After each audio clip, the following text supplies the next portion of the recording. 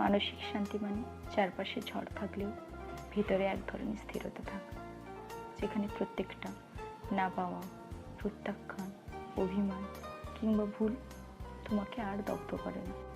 এই শান্তি আসে তখন যখন তুমি নিজেকে বোঝা শুরু করো, বোঝো কে রাখার মতন আর কে ছেড়ে দেওয়ার মতন। মানসিক শান্তি মানে সব সমস্যার সমাধান হয়ে গেছে তেমনটাও নয়, বরং তুমি এখন আর সেই সমস্যাগুলোকে নিজেকে ভাঙতে দাও না।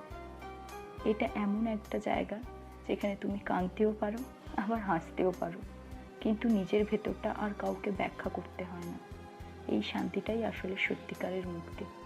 মানসিক শান্তি মানে চারপাশে ঝড় থাকলেও ভিতরে এক ধরনের স্থিরতা থাকা, যেখানে প্রত্যেকটা না পাওয়া, প্রত্যাখ্যান, অভিমান কিংবা ভুল তোমাকে আর দগ্ধ করে না।